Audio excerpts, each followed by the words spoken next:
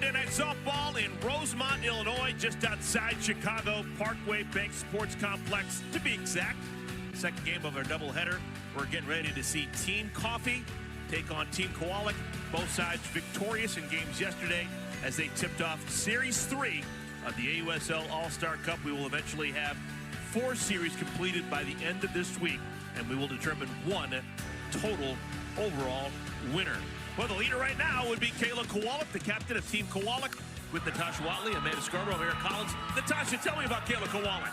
Still finds herself at the top of the leaderboard, and she has just been red hot. She has been swinging it and been so clutch at the plate, hitting a 550 on the All-Star Cup season, and it's just been electric.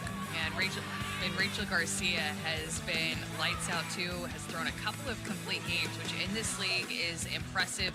Will not get the start today, but she can come in at any time and gobble up some points offensively and in the circle. Rachel Garcia is going to be a threat to Kowalik with how fast she can pile up points. This is the up-to-date league leaderboard. Kowalik, the first player to 1,000. That is impressive. Kaylani Ricketts, she has jumped up from 5 earlier today. She's now in the 2-hole with her splendid performance, captaining a win just moments ago on this field against Team Nets. Then you got Rachel Garcia, Aaron Coffel, and the captain of Team Coffee, the rookie Danica Coffey. Speaking of Danica Coffey, let's take a peek at her lineup card just submitted a moment ago. Because it's her prerogative, she puts herself in the #1 spot. She will get more bats than anyone else on her team. Coffey, followed by Sierra Romero, Daniel Gibson Horton, Rachel Garcia not pitching, but she's hitting. She'll be the cleanup hitter. On a goal, Deja Mulipola, Aaliyah Andrews, Kaylee Harding, and Sierra Briggs rounding out the 9. So that lineup will bat against one of the better two-way players over the last decade, Alicia Lily Ocasio. And speaking of two-way players, what's been so impressive with Alicia Ocasio is her offensive numbers. She's been getting it done at the plate, but what makes her so versatile is her in the circle as well, and she gets the start today. Ocasio is going to bat as well, where she is sporting a .600 batting average, 6 hits and 10 at-bats. But first things first, she'll pitch this first inning against Coffey, Romero, and Gibson Horton. First pitch of our ball game called strike 1.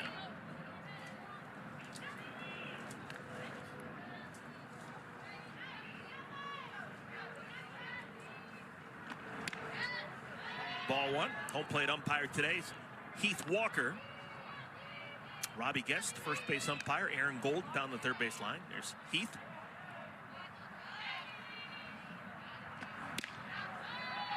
Two and 1. Danica Coffey as this leadoff hitter. Remember, Beth Tarina said about her at LSU that she's like a human radar gun. She knows the exact speed that a pitch is coming in. It's one of her many talents, I would say. That's cool. Yeah, you don't hear that very often. A coach like specifically point out that about a player. 3 balls and 2 strikes. Natasha, when you played as an All-American at UCLA as a pro forever, did you have any sense if the pitch was coming at 58 or 73? Had no idea. I'm like, either she's throwing it extremely hard or not at all. No idea speeds. Aubrey Leach fields and fires. Coffey out #1.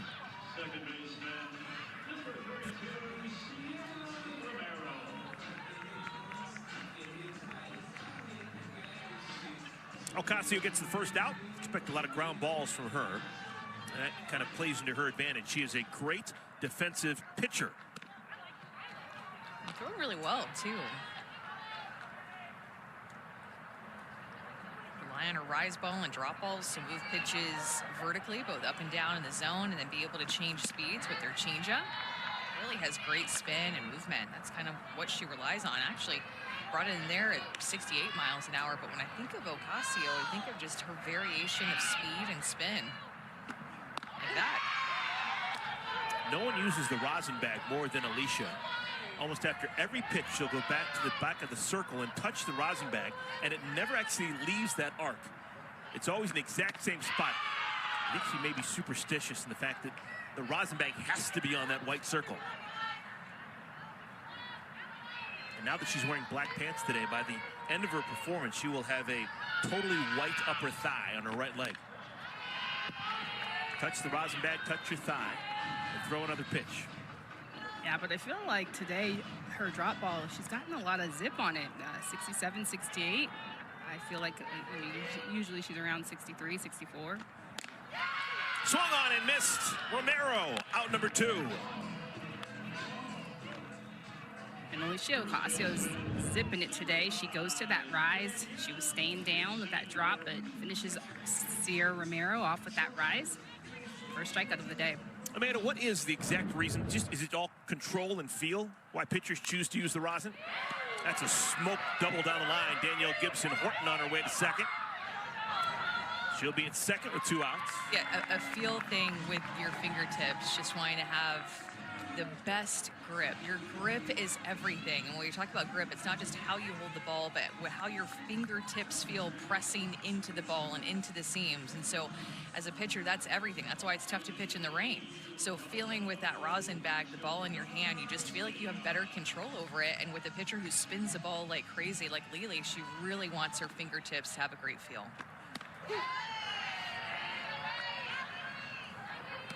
Here's Rachel Garcia. Garcia has 2 hits and 8 at-bats on the season. Both those hits doubles. She really is bringing in some good velo tonight. I don't know if it's because it's a little bit cooler today, just some fresh air out here, but the way that she's been throwing in this All-Star Cup has been a big turnaround from her season in the regular season, and really what we've come to expect from her. High pop up center field. Mackenzie Clark ambles in, makes the play. So a 2-out double by Danielle Gibson Horton goes by the wayside. When we come back, Team Kowalik heading to the bat rack. 2 players, they're swinging to that with authority, and I feel like they're just feeding off the energy from Kayla Kowalik, who will be hitting in the 2-hole. Here is Kayla Kowalik's lineup card. Amanda Lorenz leads things off. Kowalik puts herself in the second spot. Coffel, Leach, Wiz, Corby Otis, Mackenzie Clark. And what an abundance of riches that is to have Jessie Warren hit 8th. Are you kidding me? And Alicia Ocasio, good hitter, hits 9th. Starting pitcher for Team Coffee, Sarah Willis. Willis has had a good start to our AUSL All-Star Cup. And Sarah Willis getting quite a few innings underneath her at 11 innings pitched. 6 strikeouts, 1 walk, but just pounding the zone. She's been having a lot of good presence in her outings. And somebody else who's flying under the radar quietly and entering today was in 7th place. He's a captain for Series 2, and I feel like if she has a good outing, she's going to be in the hunt for one of the 4 medals. And she's actually going to rely on her changeup the most. A pitch that just floats out of her hand. She'll throw it at 36% of the time, and her screw curve alongside that and her drop. So there's a little bit of everything, but everything runs off of that changeup. Willis has done a good job of limiting base runners. She's always been tough to hit, but frequently the strike zone moves around on her, but not this year. 11 innings of work, 6 strikeouts, only 1 walk. 2-0 to Amanda Lorenz. There's a strike. And throws with good velo, 71 pumping in there. Pitcher's feeling fresh tonight with this cool air. Chris, no humidity, coming right at everybody. Smoked. Amanda Lorenz hits it right on the nose, but into the glove of Kaylee Harding. That ball was scalded. Nothing to show for it for Lorenz. Oh my goodness, Lorenz with this beautiful swing, looking for this inside pitch, gets her barrel there and crushes it to Harding, who had a good read. Perfect stretch at the right time, not let they get over her head. That was hard. Here's Kayla Kowalik, hotter than a pepper sprout. She has 11 hits and 20 at-bats. And these aren't just little slap singles to the left side, folks. 2 doubles, a triple, a homer. She is the first player to make it to 1,000 points in this year's AUSL All-Star Cup. know, she can also do the short game. She can run through the box. She's got slaps, she can bunt. But when we talked to her in the regular season, she said that she was just feeling it and feeling so good, swinging away. And, man, a lot of payback for her, just swinging it hard and swinging it big. Oh.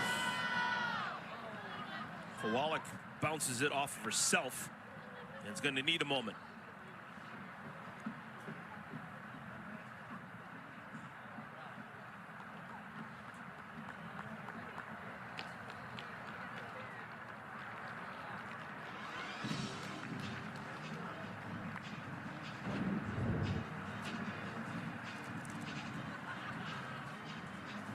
This is what a drop ball will do to a hitter. Oh, I thought it's like her ankle, shin, foot. Yeah, that hit off of her shin. And just Sarah Willis, that ball is getting on her. And so you just got to get those hands out there quick. But that hurts.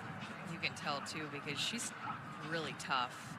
And the way that you see the pain in her face and how she's just trying to put more weight onto that foot to wake it back up. When you get hit off of your foot like that, it almost just feels like you have a dead foot, like your foot fell asleep, but it's from pain. And oh, that hurts so bad.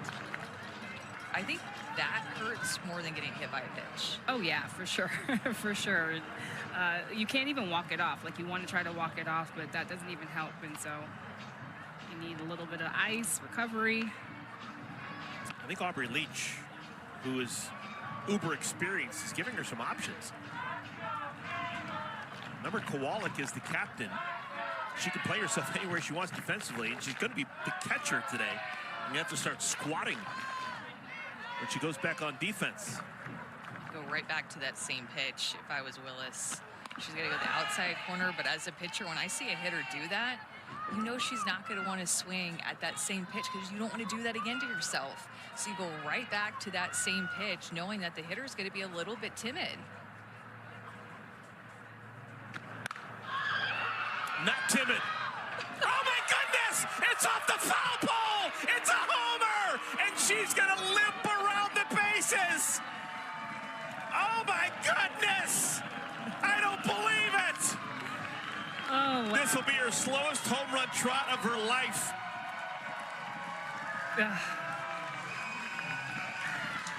How incredible is that? That is iconic. I feel like that is a moment in AUSL All-Star Cup history that we should remember forever. I mean, just fouls it off 2 pitches before off of her shin, her foot, but then just cranks it, gets the same pitch, and gets to limp around. I mean, this is iconic. Unbelievable. There's a whole bunch of game remaining, but if she wants to take herself out of the game, she's still going to accumulate MVP points for that alone. Here, use her bottom, excuse me, something like throw a bottom half to get down and get to that pitch. Iconic is the best word for that, because here I am like, yeah, go back to the same pitch. And she did, and Kayla Kowalik maybe expecting it to hit it off of the foul pole. And no doubt her a line drive, and then that poor limp. I can feel that limp and pain all the way up here. Coffel. And the throw by the shortstop Gold is off the mark. And Coffel is going to make it over to second. Anna Gold made just 1 error the entire regular season. Makes an error here. I can't get over this. And it was a shot.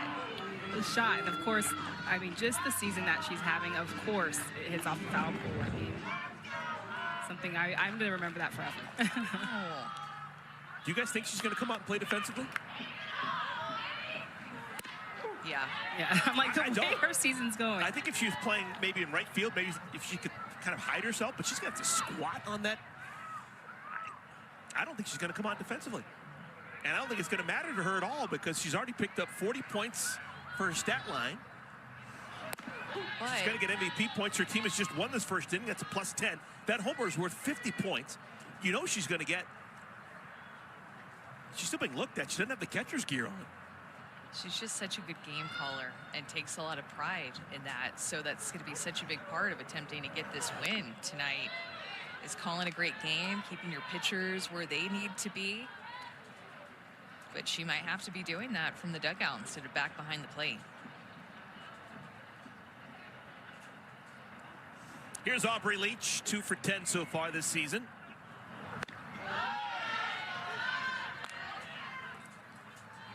Leach is hitting in the 4-hole. Yeah, just thinking of the other options that they have to catch. You can always put Delaney Wiz behind the plate, too.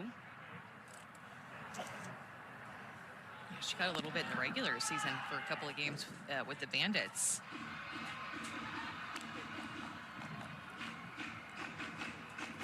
Edenfield can catch as well. Okay, gotcha. Younger player.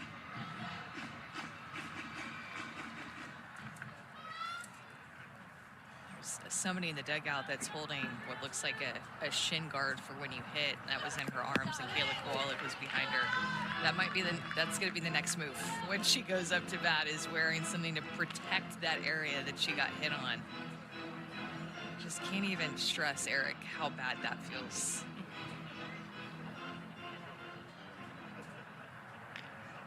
She's still limping in that dugout.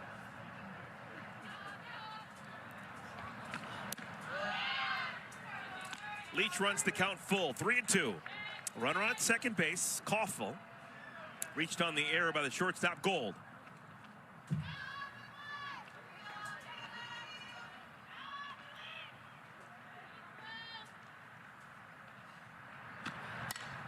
Changeup.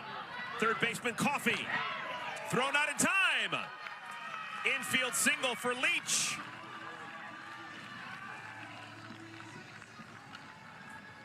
Leach busting it down that line, gets 10 points. And Aubrey Leach with some of the best bat control and does an amazing job on this changeup of just being able to tap and go and use her speed. And beats it out. If she'd hit that just a smidge harder, she's out. It's about how softly she hit it. Here's the Whiz kid, Delaney Wiz, 3 for 10 with a homer. Began the day tied for 12th on the leaderboard.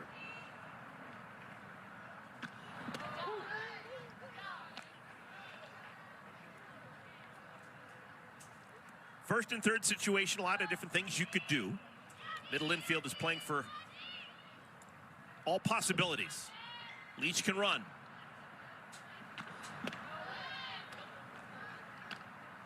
We have such a good arm back behind the plate with Molly Polo, who can really help control this defense, but a rookie shortstop who made an error in this inning, maybe in the back of her mind too, in this first and third situation with Anna Gold. It'll get down. Base hit by Wiz. Didn't hit it hard, but in a perfect spot. And the second run of the inning scores for Team Kowalik.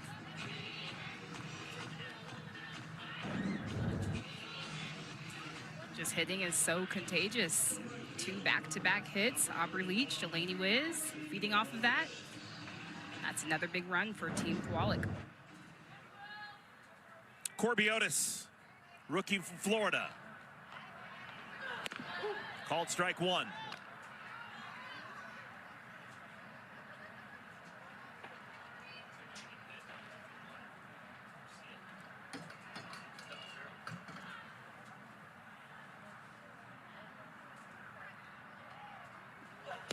This is where that error by Anna Gold hurts so much. Just to much rather face this type of situation with 2 outs. It just feels so different as a pitcher, especially after giving up that home run, to let the next hitter reach after that, and then a couple of singles. It's been tough going for Sarah Willis to start this game. Good changeup, 1-2. Willis began the day 7th on the leaderboard, 7th out of 60 players. Remember, the home run by Kowalik, that's an earned run, -10 for Willis. But the run that scored when Coffel scored, unearned, because Coffel reached on the error by Gold. Oh, look what I found. Coffey snags it. 2 down. She tags Leach on the way by.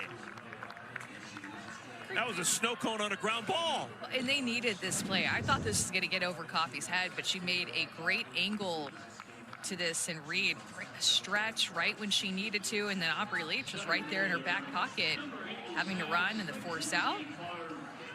There's no time to get that second out. That is a huge out in this inning. Mackenzie Clark. Clark playing center field today, 1 for 11 during the All-Star Cup. Played for 2 different teams during the AUSL regular season. In demand because she can play a mean center field, covers a ton of ground, really good arm, and she's got power.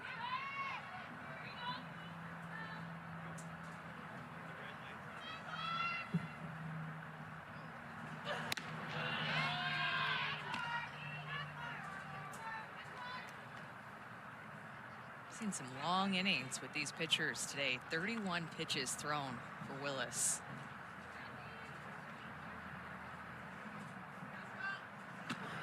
Changeup. Man, everyone knows when that changeup is coming, and you still can't hit it. Yeah, and that's the thing. If you try to sit it, I mean, just the speed differences between her hard stuff, that was a 48 miles per hour changeup. Like, what are you supposed to do? 71 to 48.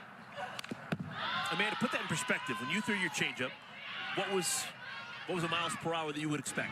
Minus 15, but everybody is going to be different. You can say something very generic and general and say about 15 miles an hour, but a lot depends on how much you sell it, the deception with your release, and just the spin of it. There's so many different variables, so it could be different for everyone. Caught on the fly by Willis, and the side is retired, but it's an inning win for Team Kowalik in historic fashion. We're never going to forget this. From hitting it into her front leg, into her shin, and being in tons of pain. A couple of pitches later, she gets her team on the board first with her second home run this All-Star Cup season. Kayla Kowalik, you are a beast. Well, we've only played 1 inning, but we've already seen something historic pulled off by Team Kowalik. Kayla Kowalik, what an at-bat she had in the bottom of the first inning. Well, she fouled this drop ball off into her front leg, and so we were calling for it. I will take the credit. I was calling for Willis to go right back to that pitch again. She wasted a pitch and then went back to the drop ball here. But it was a little bit lower, and Kayla Kowalik was able to get her barrel underneath it. Instead of the foul ball, she is on top of it, hitting into her leg. So it was deeper into her legs, was limping in her trot around the base pass. We were questioning if she would come back out, but here she is. Again, she is such a beast. The fact that she hit that home run, but the fact that we're going to see her back behind the plate after that. Are you serious, Tosh? Yes, I'm like, of course we're going to see her again. This is like our hero right now. I mean, I am like clapping it up here for Kayla Kowalik. I'm so impressed by her right now. It was her right in between the shin and the ankle, so really low on her right leg. And now she's got to squat and pronate on that area where she just fouled the ball. Well, she's going to call a lot of outside pitches for Lily now, because when she works the outside corner, she can kind of put up that right leg with her foot down on the ground and move it to a different position. So I'm being facetious with that because she does it for the inside corner too there, I see, but it's going to be tough for her to battle through this in this game. I think the tough part is going to be tomorrow. Tomorrow when she wakes up, that's when it's going to hit her the most. It's been a heck of a summer in the AUSL for former Kentucky Wildcats. Erin Coffel was the outstanding player of the regular season. Her Kentucky teammate, Kayla Kowalik, off to a historically great start to the All-Star Cup. Walk issued to Anna Gold. +10 for Gold on the walk. And a base runner to begin the second inning against Alicia Ocasio. Well, and it's like, too, now from an offensive perspective, you're thinking, should we steal on her? Should we try to bunt right out in front of home plate and make her move? Like, just put her into action a little bit and see how this affects her. So, Eric, you've been calling for steals, you know, all day. Maybe this is the time that we're going to get it, when maybe we have a catcher who's a little gimpy back there. Deja Mulipola. She won this All-Star couple years ago when it was called the Championship. She was the first position player to ever win. She's facing another former champion. Alicia Ocasio was the champion the second year of this event, 2021. 2020, it was the great Kat Osterman. Odyssey Alexander has also won this. Great names. It was a long inning when Willis was out there pitching, so Ocasio, not sure what she was doing, but she had such a hot start, maybe cooled down a little bit in these cooler temperatures because she was waiting for so long for that inning to finish, plus the injury that caused a little bit of time as well, so she was over there for a while. And then wanting to make sure, I'm sure, that Kowalik is okay, and that goes into your brain a little bit. It's 65 degrees here on a partly cloudy Monday evening. Rosemont, Illinois, just outside of Chicago. Foul tipped in and out of the glove of Kowalik's mitt. Just her movement, moving around. I'm like, I could feel it. I know how hard and how much that hurts and how hard she hit that into her shin. I am like feeling all of her pain right now. Way out in front of a changeup. There's a strikeout for Ocasio, her second strikeout of the game. Ocasio going to that changeup and gets a hot Deja Mulipola swinging. Yesterday we saw her go yard, so this is a big out for Team Kowalik. Aaliyah Andrews. I just can't get over how big of a deal it is that Kayla Kowalik is uncomfortable right now. I'm not going to say injured because she's still out there playing, but I mean, being #1 in the leaderboard, speed being a part of her game, her being a catcher that's involved in every single defensive play, needing her and probably her wanting to call pitches to take control as much as she possibly can as captain. This is a really interesting wrinkle in this game and in this season. She doesn't need to play. She can still get a whole bunch of points if her team plays well and they win innings in the entire game. She's already got 40 points because of the homer. She's already probably got MVP points just because how historically awesome that homer was. Oh my goodness, she got hit on the foul tip. And just to add on top of it, just wearing it today. But this, I think that this speaks volumes to Kowalik's character, just being tough.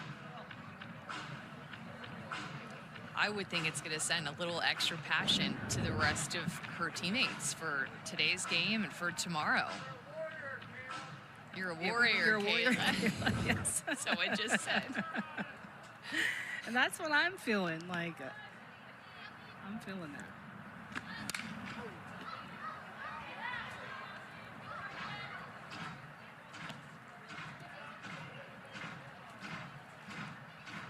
Aaliyah Andrews, 2 for 9 in this year's All-Star Cup.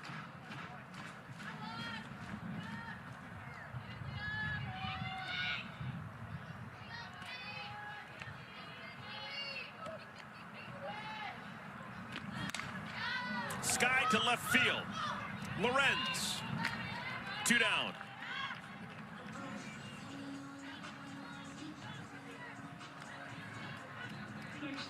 The right fielder, number 7, Kaylee Hardy.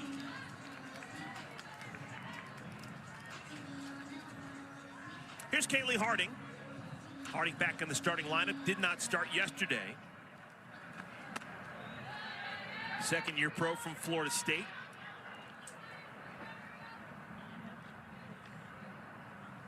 Originally from just outside of Nashville, Murfreesboro.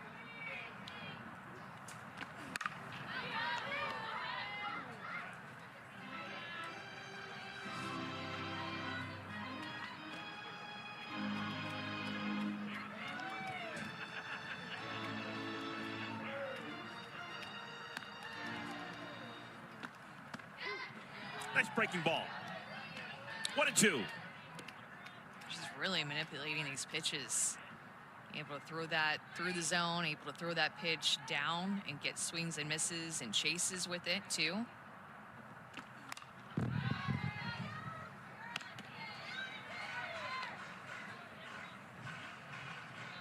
like I would go back to it, go back to that changeup again.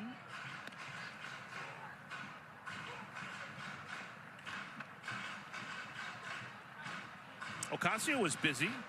A week ago, she was over in China playing in the World Games. But not with Team USA. She's actually representing Puerto Rico, which she's done many times over the years in international competition. Pretty good weapon if you're the Puerto Rican national team to have someone like Lily, who you could put in the top of your lineup, you could put in the middle lineup, try and drive in runs. You could pitch every single day. She could play defense when she's not. Yeah, she's really like 4 players. Yeah.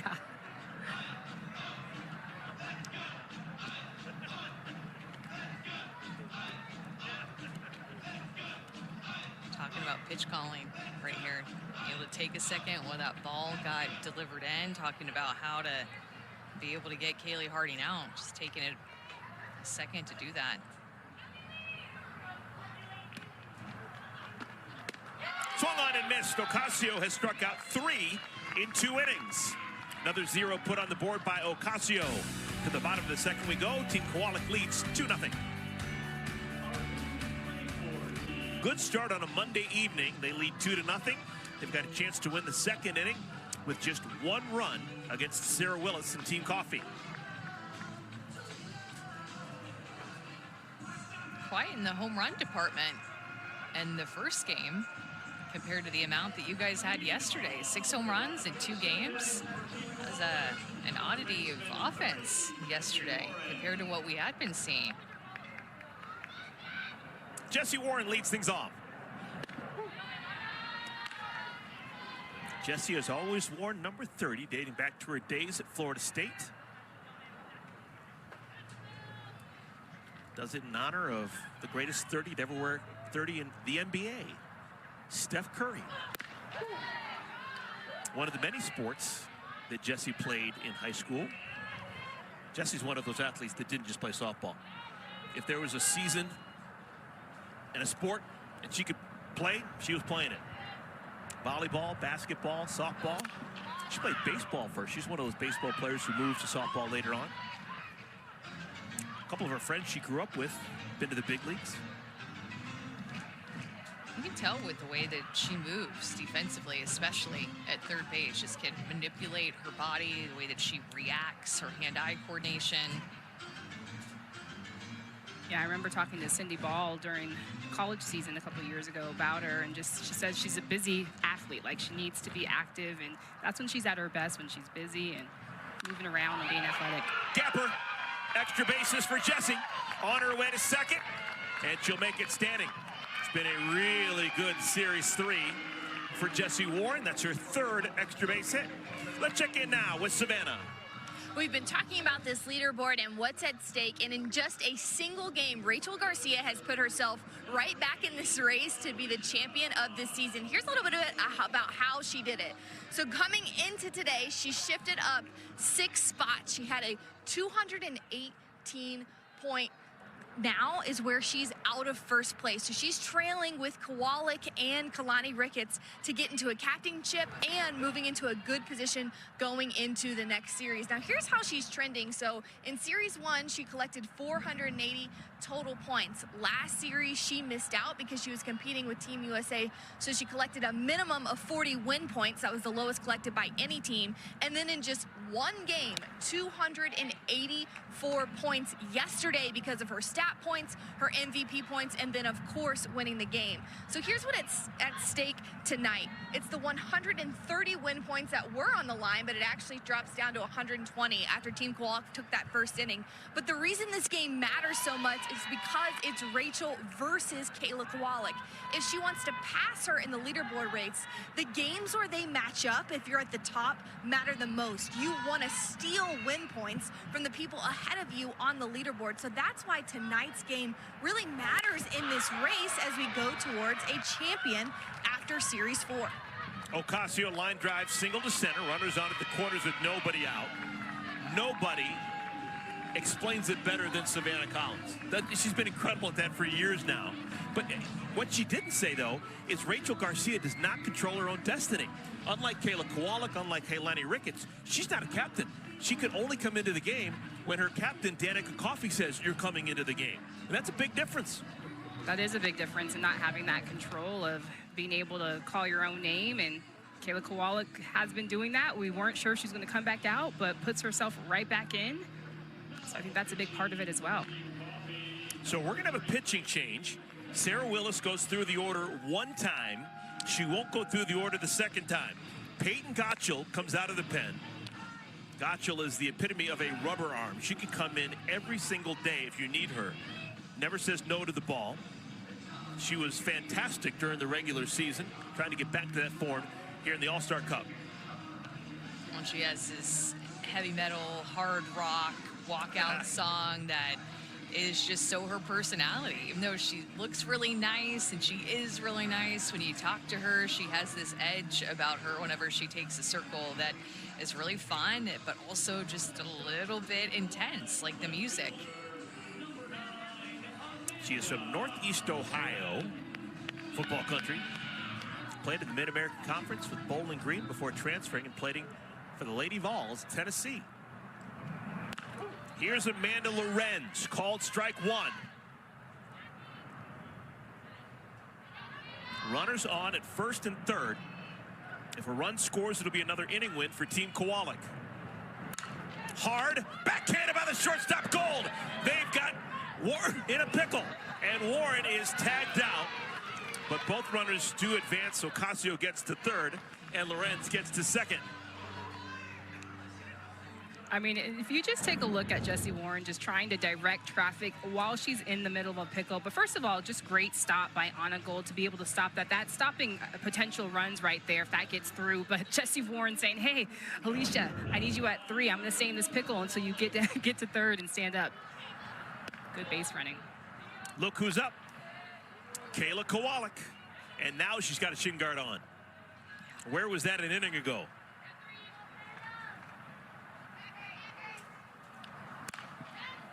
Lifted down the left field line. And it's out of the reach of Sierra Briggs. If she had caught that, it would have scored a run. I'm wondering if they were communicating with her. It looked like she was going to go for that, but definitely hold up on that, so that eliminates the run scoring. Well, and as an infielder, you know you have a little bit more time to look the runner back to third base if you get a ground ball. Surprised, actually, that she just showed bunt there because her speed is going to be a little bit down because she's going to be limping. So as an infielder, you know you have a little bit of extra time to make a decision, make a quick decision. Oh, my goodness. The summer of love continues for Kayla Kowalik. She drives in a pair.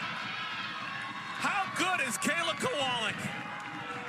Just nails.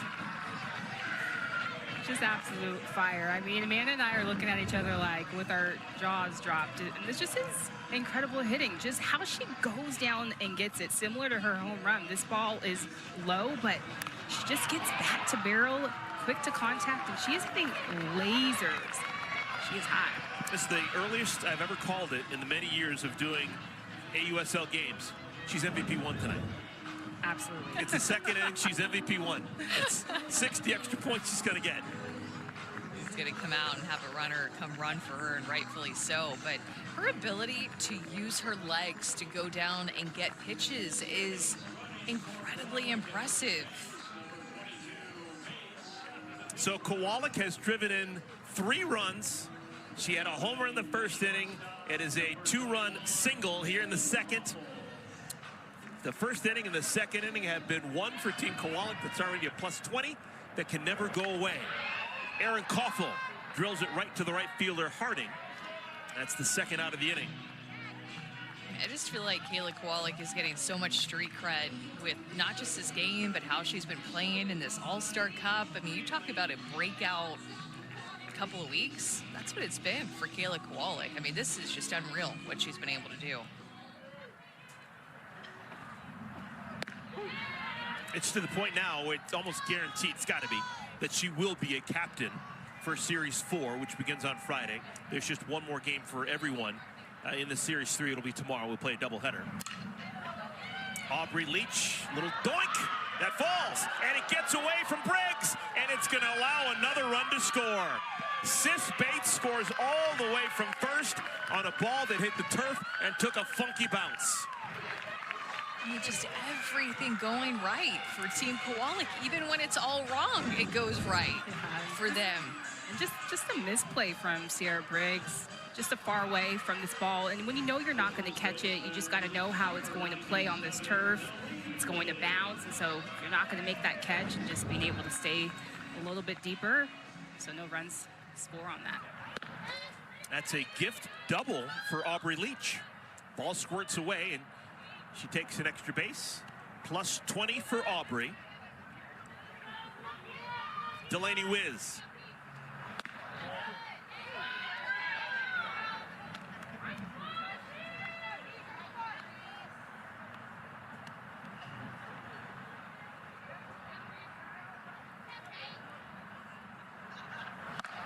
Smoked deep to left field. No doubt about it. A home run, Delaney Wiz.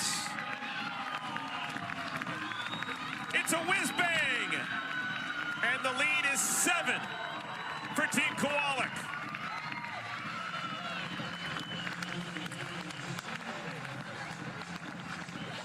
What an unbelievable start for the team wearing black.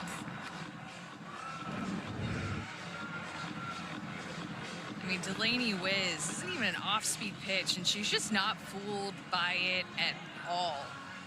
Her barrel just whips through this pitch. Great extension toward the left side. Delaney Wiz showing off her power now. This is a team that has power all throughout. That was into the night, long gone, no doubter by Delaney Wiz. A 2-out, 2-run home run.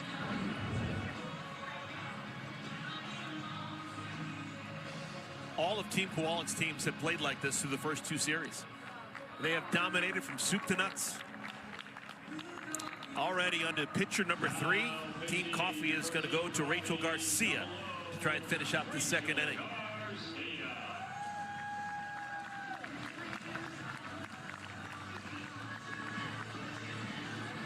So Garcia comes in for the second day. Remember, she pitched all 7 innings yesterday in the win for Team Coffee. Hey, while we have a moment, Delaney Wiz is standing by with Savannah. Okay, we were just talking. Tell me what, I was like, were you hunting anything? No, explain what you were looking for in that home run swing. Yeah, I think just looking for something over the plate and just being on time with it. This team is catching fire right now. What has it been like to have been a part of this squad in this dugout? I think they said it in the booth well, that even when things aren't going right for this team, they somehow do go right. Yeah, I think sometimes with certain teams, things just click, and I think that's the case with this team. Everybody is super bought in, and it's just really fun. Thanks, Delaney. Thank you. Delaney Wiz 2 for 2. She's driven in runs in each of her first 2 at-bats. And now Rachel Garcia will come on and try and stem the tide. This will be the 3rd pitcher of the inning for Team Coffee. Started with Willis, then a little bit of Peyton Gotchel, and now Rachel Garcia. Yeah, and yesterday seeing Rachel Garcia, she's at the top of her game right now. Just mental toughness, and she's just so locked in, and I think a good call to bring her in to get that last out. Corby Otis. This could actually work out well for Rachel, that her team has given up this many runs. She might not have pitched tonight. Think about that it was Sarah Willis, and she gets pulled. Then it was Peyton Gottschall, or if she was going to pitch, maybe it was just going to be to come in and close. And now they need to go to somebody so early that she's going to have now ample innings to accumulate points. And a game that maybe she was only going to pitch 1 inning or maybe not even get in pitching-wise and save her for tomorrow. But now she can pitch today and tomorrow. And all's not lost in terms of winning innings. You know, they clearly have lost the 1st and the 2nd inning, but there's still the 3rd, 4th, 5th, and 6th, which are all worth 10 points that Team Coffee could win. And of course, they could have a massive rally and win the game.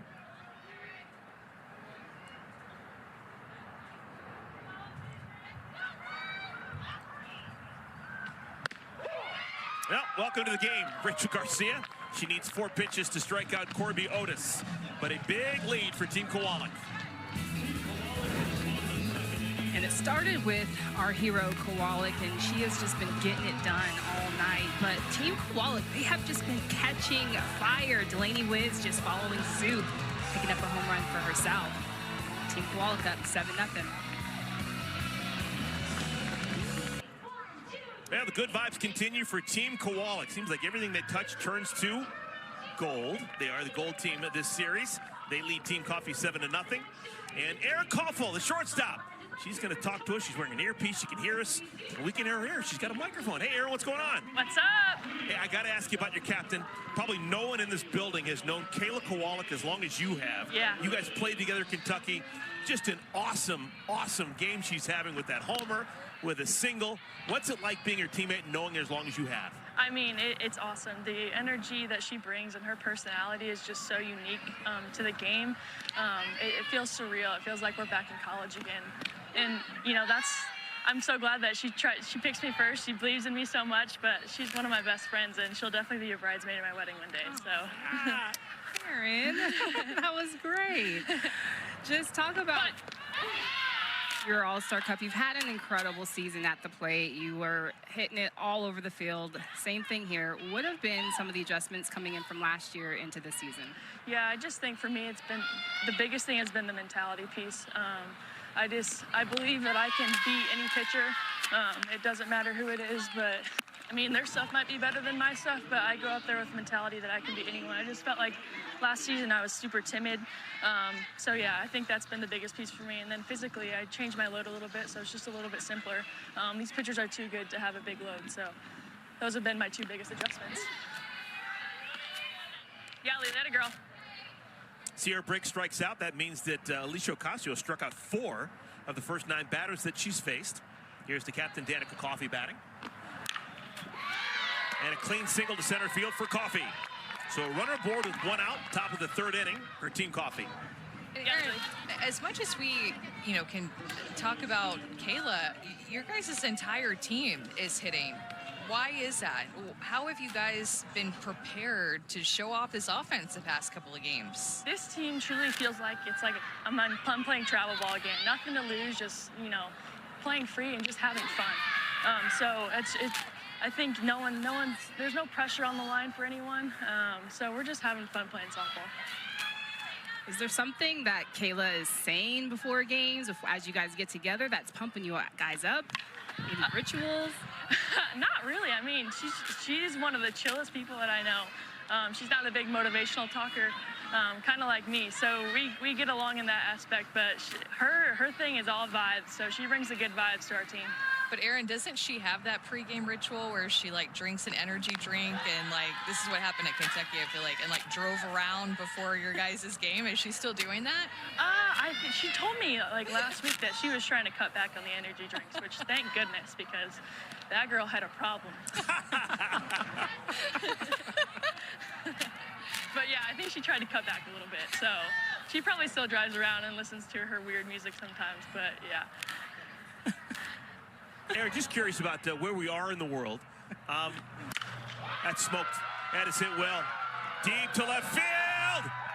Gone off the Rickett side. It's a homer by Sierra Romero. First 2 runs of the game for Team Coffee.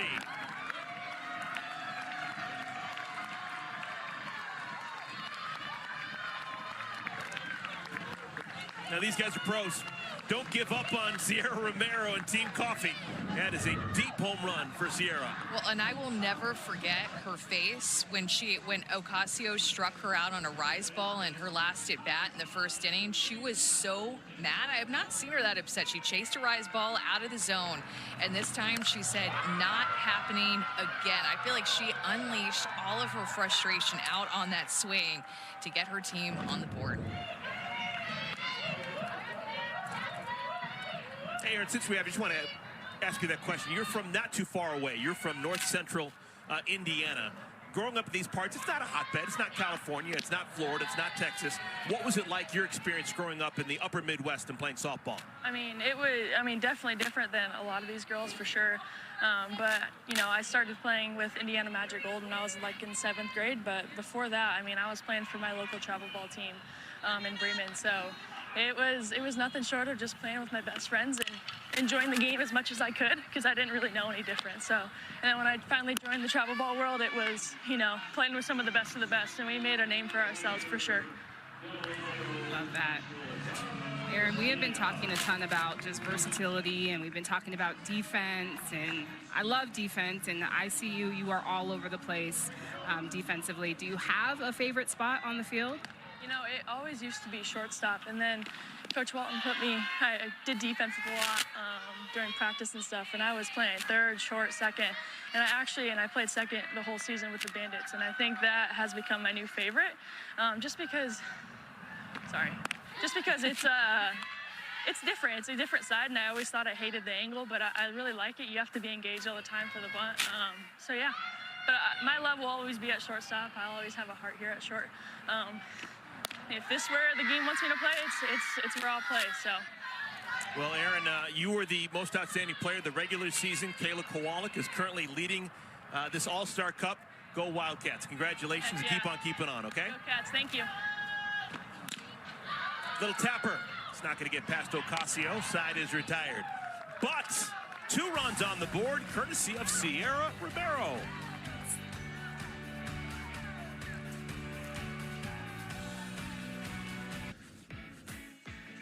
In game 1 earlier today, Team Ricketts got the win 3-2. 2 of the RBIs came off the bat of Sydney Romero, just crushed a ball down the line.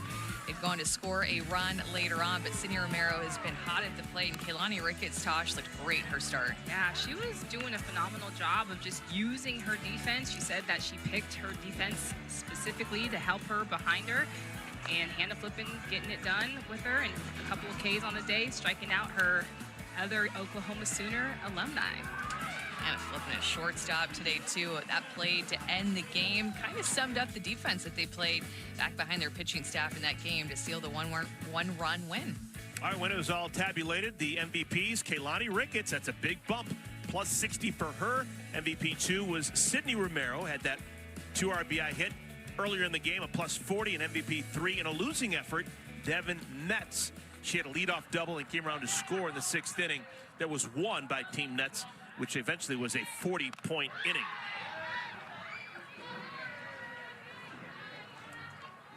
Rachel Garcia, her first full inning of work, came on in the 2nd inning with 2 outs, struck out Corby Otis.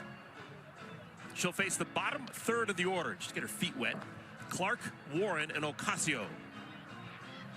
You know, we were talking to Erin Coffel, and just how much I enjoy talking to her. She's just so great, but she has the potential to be one of the 4 captains, and that would split up Kayla Kowalik and her. So wondering how they'd both feel about that. You know, they love getting a chance to play on this same team, reliving the Kentucky memories and vibes, and they've both just raved about it, but now they have a chance to both be captain for the last series.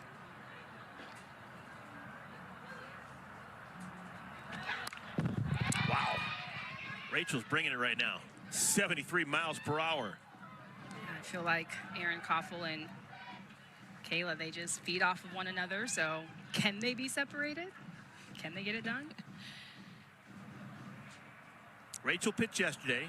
Complete game, 7 innings, threw 102 pitches. It's low for her. She's usually the type of pitcher that can throw quite a few pitches. 130, 140 for a 7-inning complete game for her is not out of the question at all. And honestly, on pitch number 130, she's still throwing 72, 71. Like, it does not phase her. She can go so deep into games. That's an efficient pitch count for her yesterday, one that she would need if she's going to make a run at this and pitch back-to-back days potentially. I love watching Rachel Garcia pick up the rosin bag. Unlike Alicia Ocasio, who touches it and carefully throws it, places it on that back line, Rachel picks it up, smacks it against her leg, and then spikes the rosin bag down on the ground. She can do it right now. Whap! I don't spike that time, just a drop, but just like care where it goes. Just like gravity do its thing. Yeah.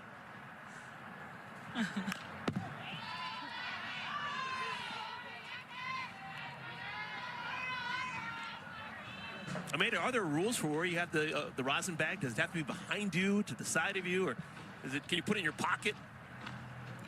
I don't think you can put it in your pocket, but great question. And I'm forgetting the rules, sadly. But obviously, you know, they do have it in 2 different spots. Ocasio more on the line. I just think it needs to be in the circle and probably either next to you or behind you. It probably can't be in front of you. in all your years of pitching, and Natasha, in all your years of playing shortstop behind the pitcher, ball ever hit the rosin bag? I have never seen that. Have you? I've seen it hit the rosin bat before. Ball hit up the middle, but didn't really do anything. Didn't affect it much, but yeah. Okay. Yeah. That is one thing that I have seen. I think yesterday there was something that we saw that I had never seen before. That's a good at bat by Mackenzie Clark. Saw a bunch of pitches and hits it to the deepest part of the ballpark. That's where fly balls go to die. Aaliyah Andrews doesn't make any mistakes out there in center field. Well, we're back here tomorrow on ESPNU and the all-new ESPN app. Another doubleheader here in Rosemont, Illinois, starting at 6 p.m. Eastern. Team Nets taking on Team Coffee. Then it's Team Ricketts against Team Kowalik. Those are important games. Way up in that leaderboard, Kaylani Ricketts. Will she pitch herself again tomorrow? She's been magical in the circle.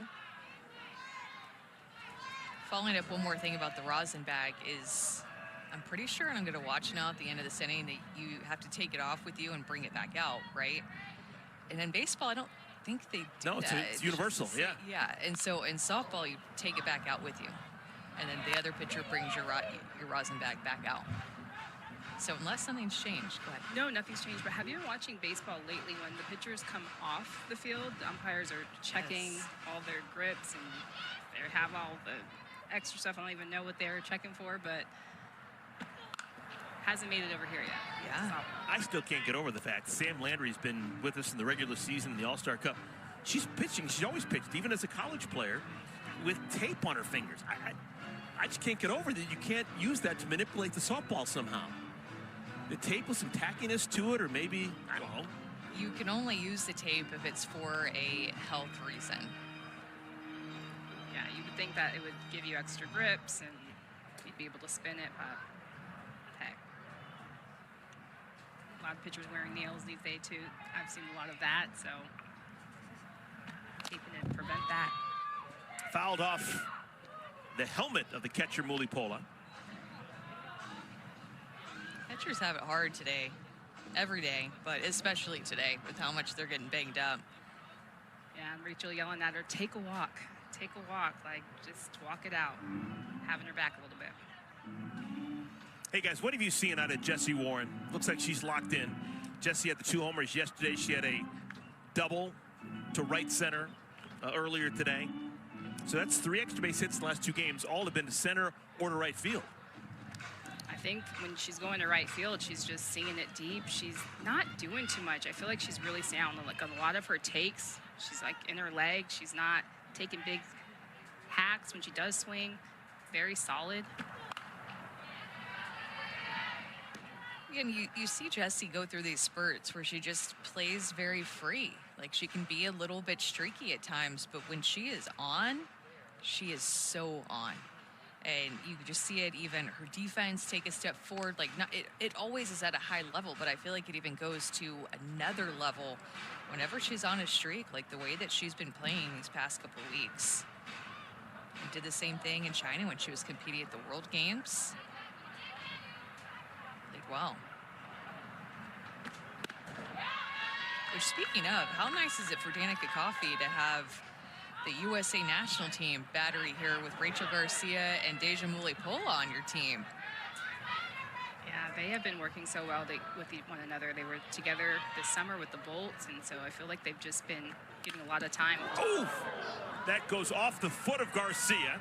Another single for Warren. 2 for 2 days so far for Jessie. And a 1-out base runner for Team Kowalik. Okay, so our 2 leaders going to this game have both been hit in about the same area, the same foot or the same side. You know, Kayla Kowalik was more in her shin. That may have been more ankle foot for Rachel. It was hard to tell, but 75 miles an hour off the bat of Jessie Warren right into Rachel Garcia. Jessie Warren, don't look now, folks, but she's starting to make her move up the leaderboard. She was the MVP 2 yesterday. You could have made the argument she should have been MVP 1 with the 2 homers. But she got the 40 points for MVP 2. She could have gotten the 60 for MVP 1, but that's water under the bridge. She's 2 for 2 today with a double and a single. She began the day 32 out of 60 players on the leaderboard. I think she should steal. She's got enough wheels. She should go. Totally undervalued, man. 10 points for a stolen base. No one's doing it. Only 4 steals so far this entire All-Star Cup. I have that Jessie Warren has gone down a spot in this game. Ah! Is that right? I mean, I had that she started at 32, but yesterday she did go up 23 spots. Well, remember, everyone played earlier today, so game 1, some people probably leapfrogged her. Oh, right. She began the day this morning when she woke up 32nd. Yes. But must have began this day probably 41st or something like that. Okay. That makes sense. Alicia Ocasio is the batter. Ocasio had a single, also scored last inning. That was against Peyton Gotchel. Actually, no, she was the last batter that Sarah Willis faced.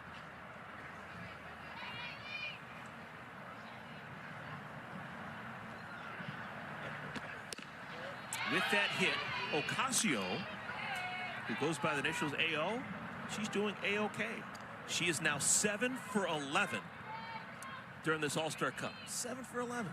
It's the offensive numbers that have been so impressive for me, and that's what she says. In the offseason, I went to work, working on my swing. Strikes out. Second punch out for Garcia. 2 down now in the 3rd inning.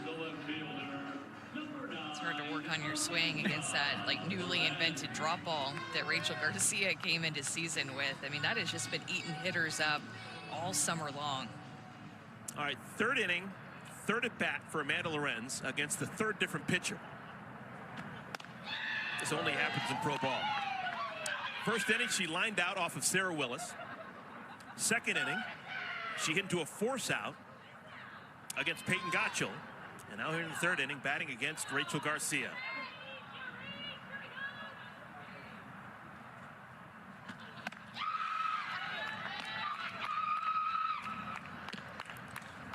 Climbing the ladder against her. That first pitch was a little upspin, and then Garcia expanded the zone with her rise ball. Strike number 2. You do not usually see Lorenz swing and miss at a pitch like that very often. Called strike 3. Rachel Garcia strikes out the great Amanda Lorenz on 3 pitches. Rachel Garcia going to work on her teammate from last week from Team USA. She goes with 2 rise ball, ends it with the backdoor curve for the big out number 3.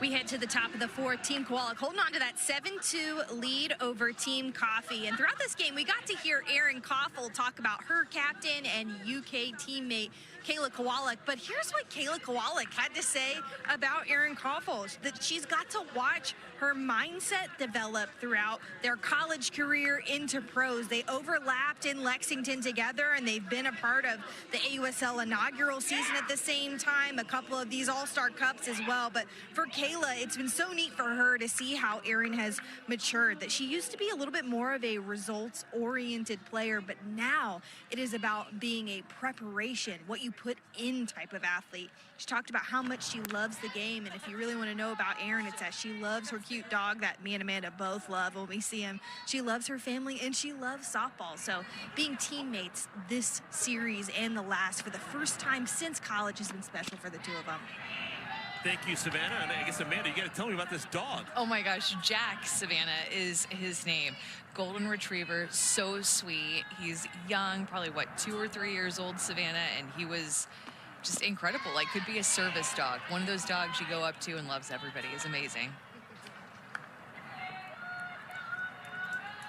I love that you even know his name. Jax? I love that. So cute.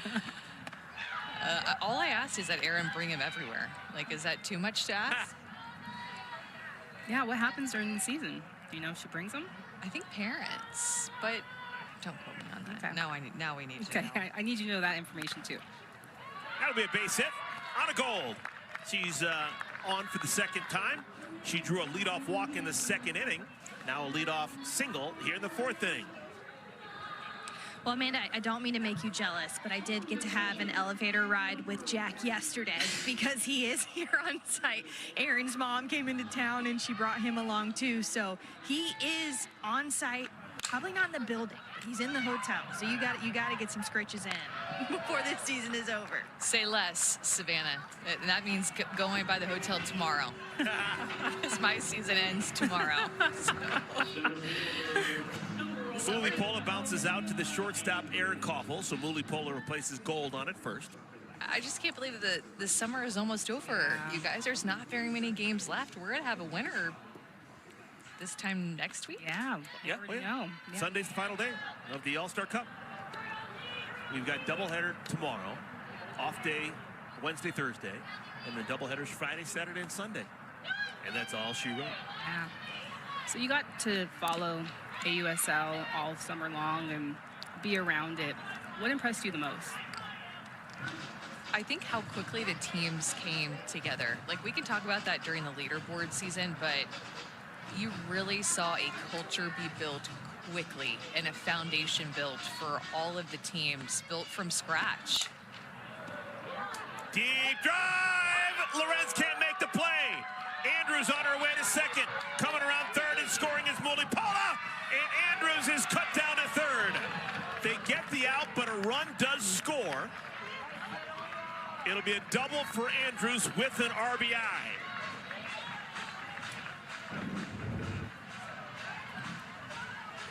Just check out the positioning of Amanda Lorenz. Facing someone like Aaliyah Andrews, you know, who has a lot of speed, not a lot of power, but Aaliyah Andrews is able to get that over Amanda Lorenz, and just a great play all around. Great from Aaliyah Andrews, trying to take that third base, but staying with that play, and big out for Team Kowalik. Natasha, I saw you do that so many times at Team USA. Didn't necessarily tag the runner, but tag where the runner was going to slide into. Jesse Warren, that tag kind of made the play, in my opinion, at third. She didn't waste time trying to find the runner. Right, and that's the biggest thing, is those vertical tags, just going right down, blocking the base. A lot of times you'll see defenders go out and reach, but that is tag 101 right there from Jesse Warren. And I don't have a problem with Andrews trying to stretch a double into a triple. She got 20 points. She was looking for 30. And you always want to be on third with one out. There's a whole bunch of different ways you could score as opposed to being on second with one out. I thought that was a good professional play by Lee Andrews. And it took a perfect relay and tag to get her out.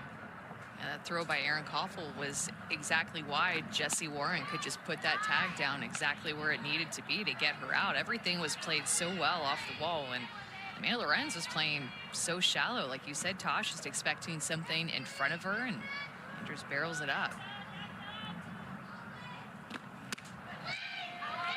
2-out walk to Kaylee Harding. Well, this is what Team Coffee needed to do. They got punched in the mouth the first 2 innings. They lost the first and the second, but they won the third.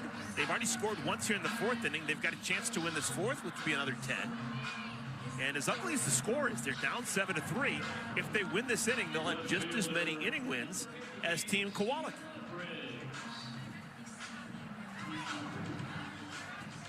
Yeah, because you don't get bonus points for a big inning like Team Kowalik had in the 2nd inning when they put up 5 runs. Yeah, could you imagine if the amount of runs equaled 10 extra points, but you just need 1 extra point or 1 more point, 1 more run on top of the other team. Sorry. Here's Sierra Briggs, struck out back in the 3rd inning. This is the 2nd full time that Ocasio has gone through the order. I'm looking down in the bullpen, I don't see anyone. Me too. I was just looking in the bullpen. Other possibilities for Team Kowalik. You got Georgina Cork, that's always a good option. Lena Vaughters pitched well. Do they only have 3 pitchers? Yeah, who am I missing here? That's a good play by Briggs. Just taps it, makes Kowalik fielder position, and Briggs beats it out. Infield single. 10 points for the rookie. I love all the displays of slap hitting that we're getting to see this inning. We don't get to see it often, but a little power slap from Andrews, and then Sierra Briggs following it with just using the ground, using her speed. Gets herself on first base. Danica Coffey. Called strike 1.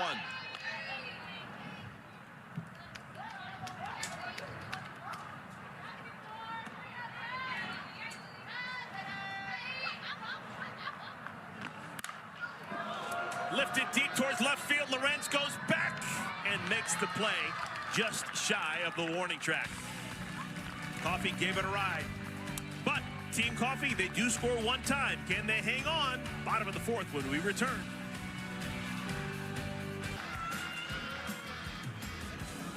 I can't remember what level of softball it was. It could have been like Division II, NAI, I don't remember, but it was about a decade ago. There was a wonderful bit of sportsmanship. Someone hit a home run, and if she couldn't make it around the bases, I think she blew out her knee on the homer, and if a teammate touched her, she would have been out. So the opposing team picked up the home run hitter and carried her around the bases. I do remember that. It was a viral moment. I can't remember where it was either. And whoever was involved, I'm still remembering you and the wonderful bit of sportsmanship. That was great. And I probably wouldn't if it was just a regular walk-off homer. Well, how about Kayla Kowalik still showing bunt despite that injury? 2 times in this at-bat. Did in her last at-bat, too, after she fouled the ball off of her leg. I'm telling you, my hero for sure. Tougher than Walrus Gristle. That's what they say here in Chicago. Kowalik is 2 for 2. A homer and a 2-run single. And that about Tosh yesterday, that she's eaten walrus and horse. It wasn't walrus. Whale. It was whale. Oh, my God. I thought there'd be protesters outside the stadium today when we rolled in. Oh my God, I'm dying. Walrus would be like, wow. I don't think anybody should talk to me after that, but whale is pretty tough, but. Oh, man. That's hilarious. Rachel Garcia. This is her second full inning of work. Oh, that's funny. We got 10 points on the line. If Team Kowalik cannot score, it's going to be another inning win for Team Coffey. Popped up, out of play.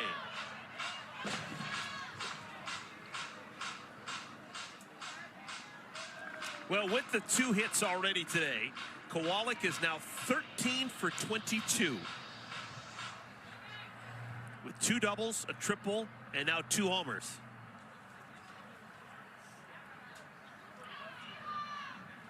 Didn't have a normal entree into pro ball this year. She came directly from the College World Series, where she was an assistant at Texas Tech, drove overnight to Wichita to play in her first AUSL regular season game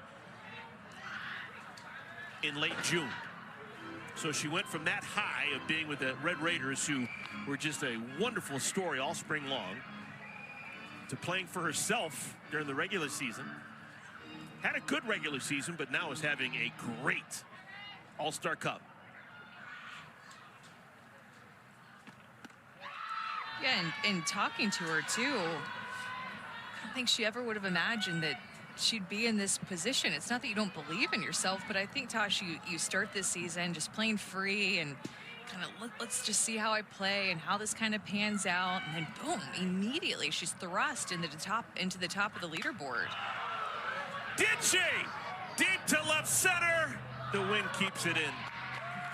Just in front of the warning track, Andrews makes the play. That's the first thing that's gone wrong for Kowalik today. Well, here are just some of our Labor Day weekend college football games. We start Thursday on ESPN with number 25 Boise State and USF, followed by Nebraska, Cincinnati. Deion Sanders in Colorado going to host Georgia Tech Friday night. And what an ABC triple header we have for you Saturday, capped off with 9th-ranked LSU and 4th-ranked Clemson. Every game is also available on the all-new ESPN app. Can't hit it any harder than that. My goodness, Aaron Coffel. That just burst off the bat. 2 down. Well, and went right over the shoulder of Rachel Garcia. That was like a rise ball that started out low off of the bat and then just rose right over Garcia's shoulder and off to Aaliyah Andrews. Like my 2-iron. Here's Aubrey Leach.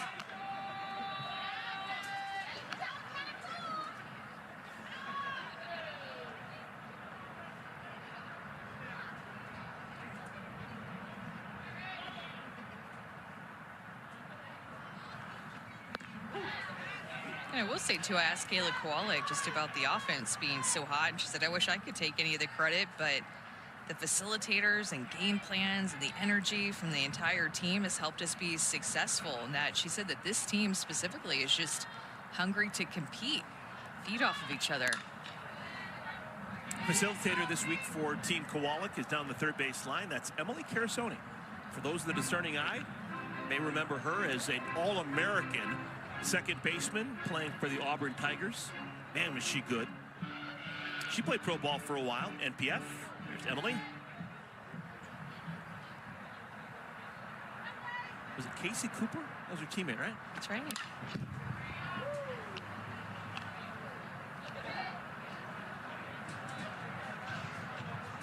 I remember the story of Carasoni. She has something in common with Lexi Kilfoyle, who we saw earlier today. I think Kilfoyle played 6 years of high school ball. I think that Carasoni played 8 years of high school ball down in Florida. There's a certain level in Florida that you can play as early as 6th grade. If you're in, I think it's private schools or what have you. If you're good enough, you can play high school ball in Florida at certain levels. And she did. As a 6th grader, she was playing against 18-year-olds who were high school seniors. Interesting.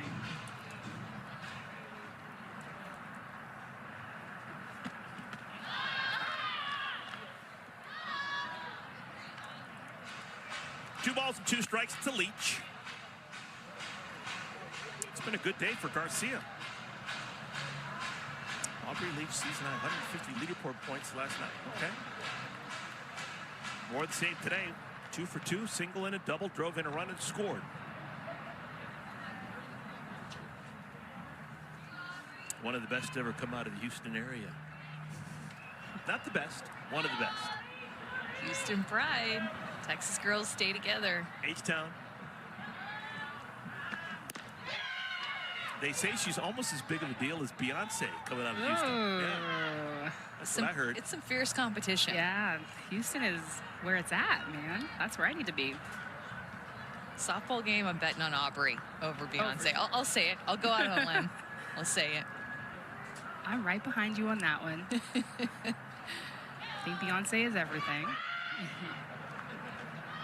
3 balls and 2 strikes, and Rachel wants a conversation.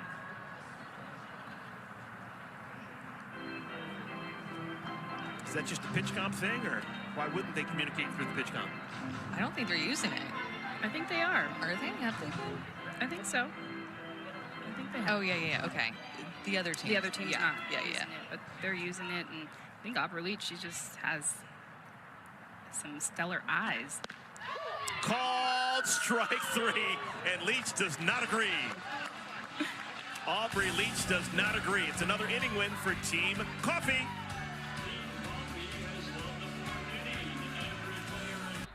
The Athletes Unlimited Athletes Causes Program exists in every AU sport. Through the Athlete Causes Program, AU players have donated over $2 million to nonprofits of their choice. The program is designed to allow athletes to support causes they're passionate about, to amplify their voices and support their engagement.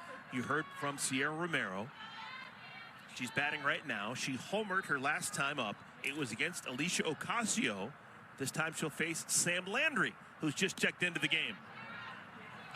Sam Landry checks in, and it's fun to see her, how she's been developing over her career. Have followed her since she's been at Louisiana Lafayette, and feel like she just continues to get better and get stronger.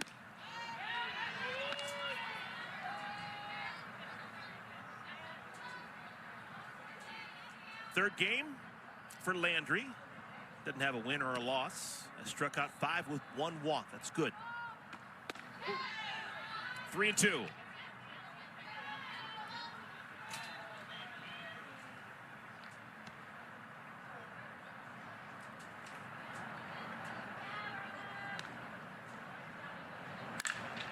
Hard off the glove of Delaney Wiz, and it'll be an infield single, I'm assuming. It's either a single or an error on Wiz. While we figure it out, let's check in with Savannah. Well, like you said, Eric, it's causes night, and it's something that the athletes get to choose. But in true Sam Landry fashion of being tapped into her fans, she let them help her choose her cause this season. She told me that she has such a good response on her Instagram stories. People love interacting in that way. And so she put a question out. She said, this season, I know I want to play for a mental health organization. Drop some ones that you all recommend. And that's what she went with. Her fans put her in the direction of a mental health advocacy organization that helps college and high school athletes specifically. And she said, yeah, I love that. That's who I'm playing for this season. So not only does she stay late and sign autographs and create meaningful connections, and you always see tons of girls in the stands with the clear glasses, but just another way through her cause program that Sam Landry connects with the fans that support her.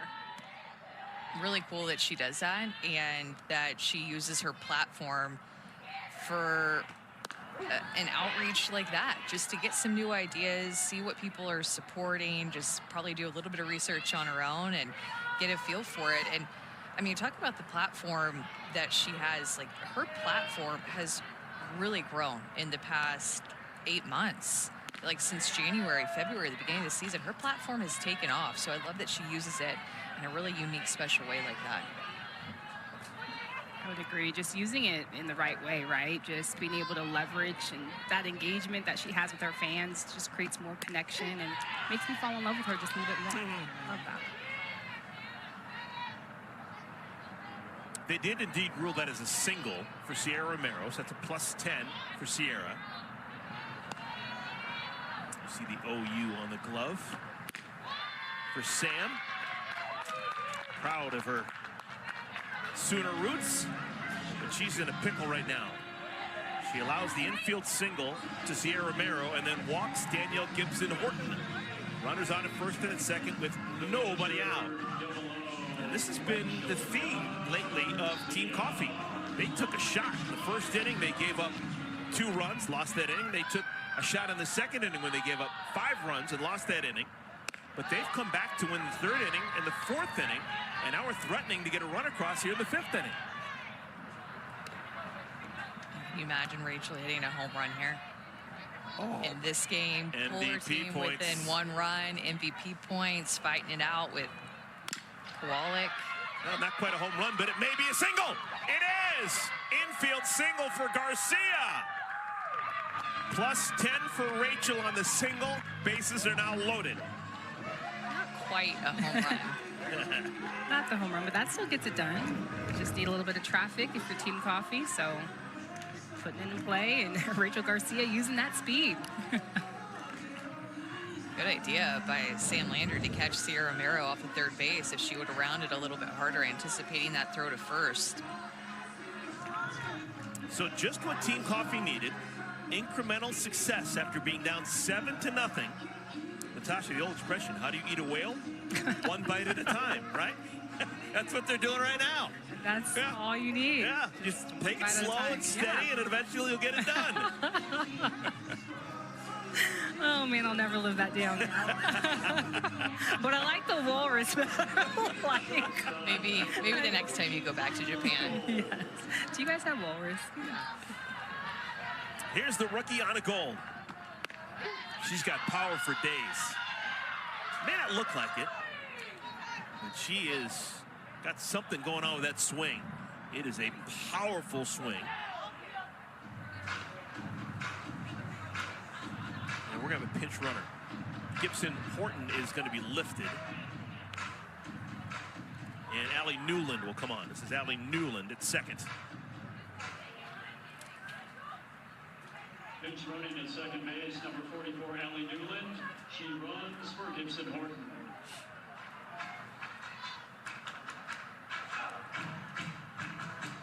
Ball hadn't left the infield, but the bases are loaded. Nobody out for Team Coffee.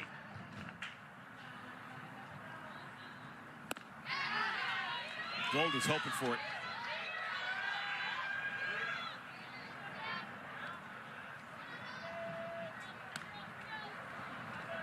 Political science major at Duke. Played for Marissa Young. What a great program that's turned into quickly. Oh my good. Dead pitch. Did it hit her? Oh my goodness. The ball hits the elbow of Gold. It tickled her on the way by, and it's going to score a run. she didn't try and get out of the way, and that may be challenged. Kayla Kowalik was the closest human being to this hit by pitch, and she wants a challenge. The ruling on the field is a hit by pitch. Team Kowalik is challenging the hit by pitch based on the location of the pitch and the actions of the batter. That play is now under review. This could be a strikeout if it's not a hit by pitch. Yeah, and looking to see if this pitch was in the river or fully in the batter's box. If it's in the river, Kayla Kowalik is saying, in the umpire, the action of the batter. If it's in the river, you can't move into the pitch. So the location of the pitch is big. Whether it's a strike, it could be over the plate. Whether it's in the river, which would be a ball, or whether it's fully in the batter's box. Multiple choices here, which is why a hit by pitch can be so confusing. And the location of the pitch also varies for what the batter can do. If the ball is fully in the batter's box, you don't have to make an attempt to move out of the way, but if it's in the river, you can't move into it. So a captain's challenge by Kayla Kowalik. After further review, the call on the field has been upheld. This is Team Kowalik's first challenge. So it's +8 for Anna Gold.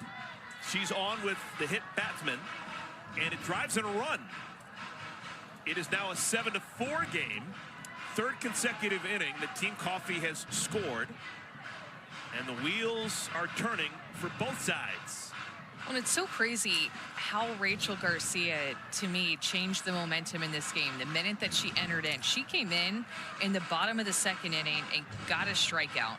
And it was her attitude, her swag when she came in to get that strikeout, a looking strikeout. And then the very next top half of the inning, when they came to hit, Sierra Romero, 2-run home run, that same type of swagger. So between Romero and Garcia, the energy that they're bringing with their leadership and being veterans has gotten Team Coffee, who's a rookie, by the way, back into this game. So Landry leaves. She faces 4 batters, doesn't retire any of them. And she'll go away to Elena Vaughter. Second.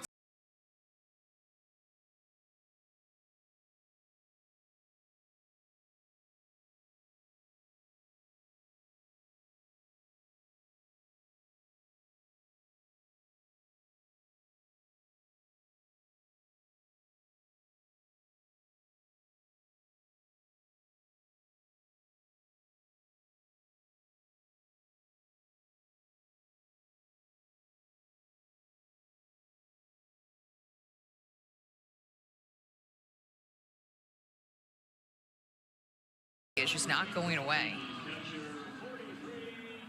This is one of many reasons why I've fallen in love over the years with softball. A run scored, the bases are loaded, and the ball had left the infield. Like anything can happen. You can have your 6-homer days. I like small ball. And it was Sierra Romero who started this inning. That'll get through. Mulipola drives in a run. Everyone will move up 60 feet and stop. It is now a 7-5 game. And these hitters are going to be anticipating something down, knowing the scouting report on Elena Vaughter, and that's what Mulipola is over the top on, but she's just so strong, still able to turn that ground ball and put it into the perfect spot to get it through the infield, and another run scored. Natasha, if they weren't playing in or on the infield, that was a possible double play ball. Right, and I was thinking too, with Deja not a lot of speed, that's an opportunity when you would want to play back, and especially being up 7-4 at the time, it's a good opportunity to turn a double play, especially with someone like Elena Vaughter who throws a lot of ground balls. Savannah Jakewish will come off the bench and pinch hit for Aaliyah Andrews.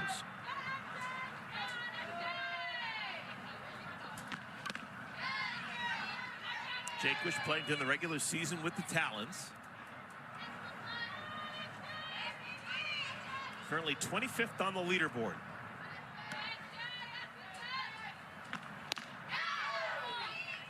And Vaughter strikes her out on 3 pitches. That's the first out of the inning. Elena Vaughter, way to answer back. Just 3 pitches and a drop, and that's a drop that hangs a little high and gets Savannah Jakewish swinging. Kaylee Harding is next. She struck out and walked. Lauder's thrown 5 pitches now, and each and every one has been a strike.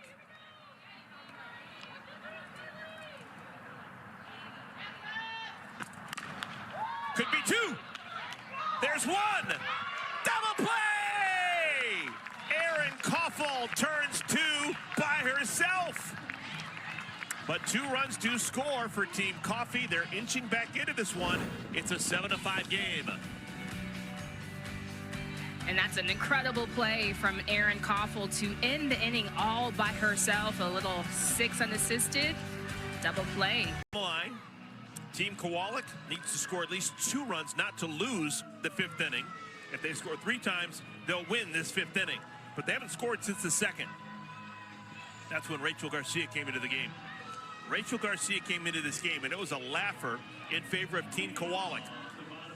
Team Kowalik was on top 7-0, but Rachel has stemmed the tide, and now all the momentum is wearing blue.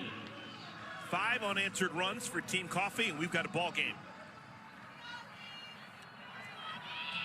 Delaney Wiz hit a homer her last time up, but that was against Peyton Kochel.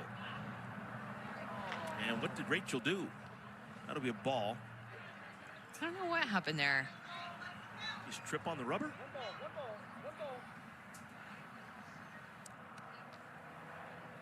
So she just gifts a ball to Delaney Wiz. Swings, humpback liner caught by the shortstop on a gold. Hey, now let's welcome in Kayla Kowalik for a Sephora Chair Chat. And good golly, what a performance by you, Kayla, the captain of your club, and you've been just unbelievable. But let's talk about that first inning. You smoked yourself. You fouled a ball off of your shin, it looked like. We thought you were going to leave the game, and then you hit a homer 2 pitches later. First of all, how are you feeling injury-wise? Fine. I mean, it's a little bit swollen and it hurts just a little bit, but leave that as a lesson to all the little girls to stay inside the ball. The home run, if it hadn't hit the foul pole, if it had rattled around the corner, could you have made it to second? Looked like you were limping so badly just trying to get to first base. Oh, we would have made it to second for sure, for sure. Kayla, you have just been so impressive tonight, just being able to stay in the game, keep yourself in the game. What are you telling yourself right now? What's your self-talk right now? I mean, it's not so much self-talk as it is I'm just having so much fun with everybody around me. So it's less about me talking to myself and more me just being hyped about everybody else. It's mostly everybody else that's helping lift me up here. Erin told us that you listen to weird music. What kind of weird music is that? Are you serious? I don't even listen to weird music. I mean, I listen to alt rock sometimes. I listen to country. I listen to it all. I am a connoisseur of music, and I love it all. So I'll take all the recommendations. I have one more quick one. If there's potential for you to wear your catching shin guard up to bat the next time that you go up, just to really protect your shin. I may have to, you guys. I've never fouled a ball off my leg so hard. I really have never really fouled a ball off my leg, really, period. So that was a new experience, but I'm glad we get to experience that together. Hey, Kayla, I'm just curious. Captain, you can do whatever you want with your lineup card. You've decided to put Aubrey Leach, who is usually either a 1 or 2 hitter, in the 4-hole. Did you have to communicate anything to Aubrey, say, this is what I'm thinking about with you hitting cleanup? So I actually wrote the lineup first and asked questions later. And I asked her if she'd ever bat in the 4-hole, and she said no. Do I need to warm up my home run swing? But I just wanted Aubrey to do Aubrey in the 4-hole because when she produces, runs score in that position.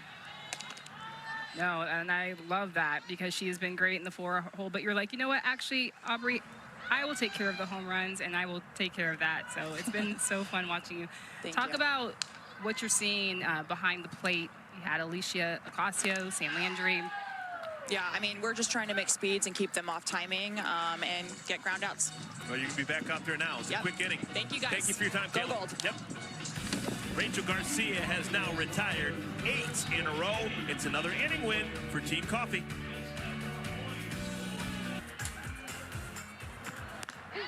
It's the second of 2. We get doubleheaders the rest of the way out. The third pitcher of the night for both sides, probably been the best. Rachel Garcia, third pitcher for Team Coffee. She's been nails. Elena Potter, third pitcher for Team Kowalik. She was sensational coming on an inning ago with the bases loaded and nobody out. She did allow a hit to Deja Mulipola, but then struck out Jaquish and got Kaylee Harding to hit into a double play.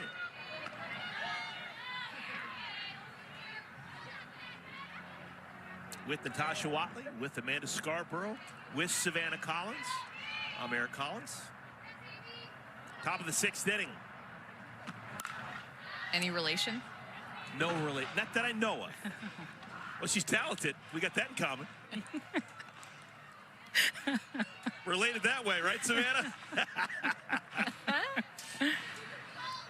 Sierra Briggs, besties with the captain for Team Coffee, Danica Coffey. They're batting back-to-back here in the 6th inning. Briggs and then the top of the order, Coffey and Romero. Talked about it yesterday, but a whole bunch of LSU Tigers playing for Team Coffee this series. You got Leah Andrews, you got Savannah Jaquish, Sierra Briggs, Danica Coffey.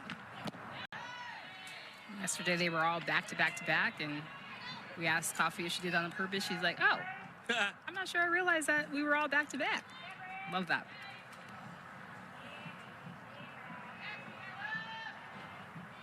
Two-two pitch to Briggs.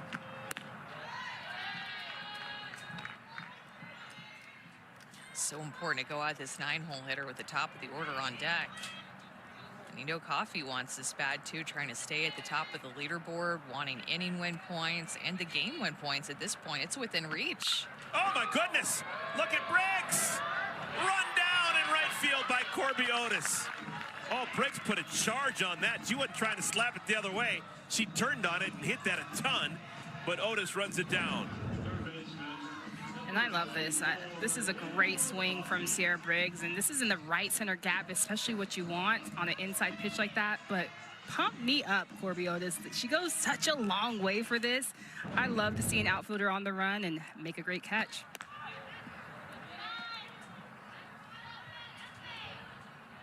Man, that's a big out. This will be the last inning that points are on the line for. The 7th inning is a nothing. You're obviously playing for the win, but in the 7th inning, there's not 10 points for the team that scores more than the other. First 6 innings, yes, but not the 7th. Team Coffey's done a great job of coming back. They were blitzed the first 2 innings, lost the first and the second, -20 there, but then they win the 3rd, the 4th, and the 5th. Plus 30 for Team Coffey. They have more inning points than Team Kowalik, even though they're losing 7-5. Got to play the whole game. Well, and Kayla Kowalik's offense was so odd. They scored 13 runs last night, had 12 hits, the 2 grand slams, I guess 3 home runs total, right? Because Jesse Warren hit one. I mean, they've been just so hot. So for them to quiet down speaks a lot to Rachel Garcia. This one crushed by Coffey! Deep into the night! See ya! Danica Coffey, her first homer of the All-Star Cup. It's late at night, but Coffey still works. You know, she tore her ACL a couple of seasons ago when she was playing at LSU, so had to redshirt and then came back her senior year with more power, not slapping as much. She worked competitively to rehab and to get back faster, and she got stronger and couldn't slap whenever she came back from rehabbing because of the pressure that it put on her knee when she was running through the box. So she learned to swing away a little bit more and is now bringing that power into the All-Star Cup as a captain, pulling her team within 1 run, and now Team Coffey is out hitting Team Kowalik. Danica Coffey, not your average Joe. She has made this a 1-run game.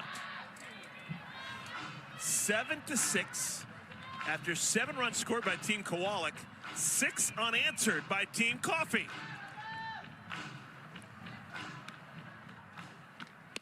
Man, the voters are going to have a whale of a time coming up with MVPs. Big time. And I give Sierra Romero so much credit, you guys, for getting this offense back on track and getting everybody on board, chipping away at this lead. She hit the two-run home run. She led off the 5th inning with a single. She just has really stepped up her leadership in the game and said, get on my back, and so did Rachel Garcia. Bounces that off of her front leg. Hey, let's check in with Savannah, who's standing by with Danica Coffey. Coffey, it's got to feel good to come through for your team in that way. What were you thinking stepping into the box that led to those kind of results? I faced Alana Vaughter a few times, and I knew she comes in hard, so I was like, if she comes in hard, I just need to swing hard, so that's all I did. This team is battling. What have you said to them in between innings, trying to get this momentum changed and going, because it's clearly working? Yeah, Gibby and Rachel came in because I was thinking in my little college mindset, and it's like, no, we can get these points, and that's all that matters. So they was like, just win the inning, and softball is fun, so that's all I've been thinking about. Simple as that. Thanks, Danica. Thank you. Great job, Savannah. Thank you, Danica. Somehow, Delaney Wiz stayed on the bag. Delaney Wiz, that throw was well off the mark, but she was able to keep her left foot on the bag. At least that's what the first base umpire said. Yeah, if you just take a look. The ruling on the field is that the defender held the bag long enough for the out. That has Delaney Wiz been his hangs on to it. Some acrobatics right here. And she even was late to stretch. You see that left foot was over more toward the home plate side. So her stretch, she was just thinking she was going to stretch straight toward Aubrey, going to be a throw, a lot of time, was not expecting at all to have to lean that way. So had finally recovered and kept her toe on. First base umpire Robbie Guest, and I think he got this right. I think so too. I don't know what happened with Aubrey Leach. She almost held on the ball too long. Definitely worth challenging this at this point in the game. Yeah, and why not? But if they get this, this is a big out. Just the momentum that you're feeling from Team Coffee right now. After further review, the call on the field has been upheld. The runner's out. This is Team Coffee's first challenge. That has to feel so good to be the umpire. Oh, yeah. That got the call right. Puff your chest out a little bit. You're the one that is like the one that announces it, the crew chief. And he's like, oh, yeah, I got it right. Upon further review, I was right. Don't ever question me again. I don't need the video. Just to let everybody know I was right. Thank you. My call was upheld. Danielle Gibson Horton. 1 for 2. Double, bounce out, and walk.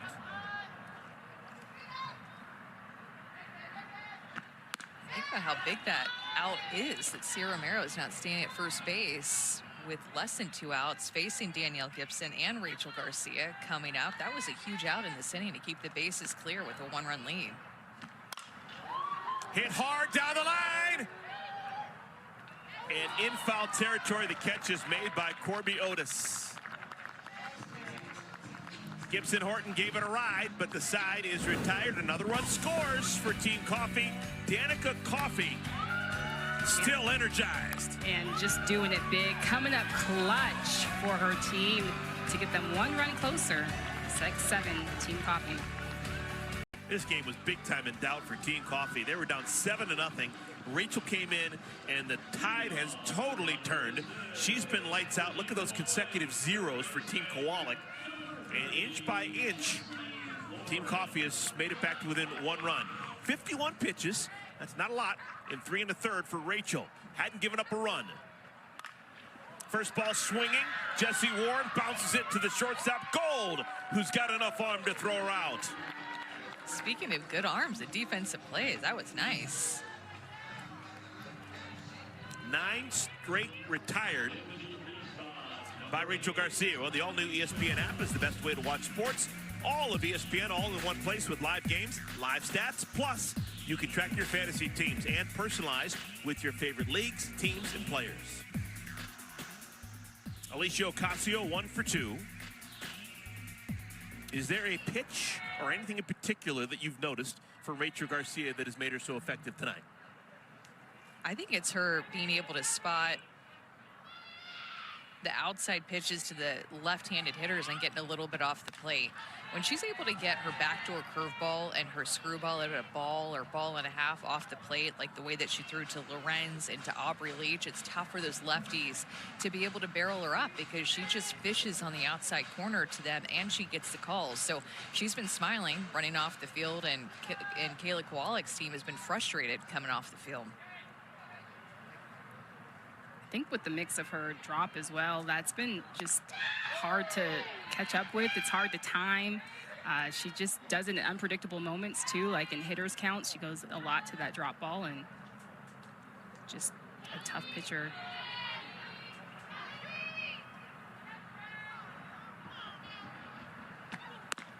Called strike 3.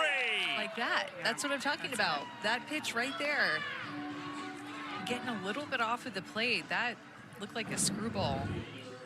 Yeah, and that's her back door, and it's just tailing away, and it's almost unhittable, but that's a strike.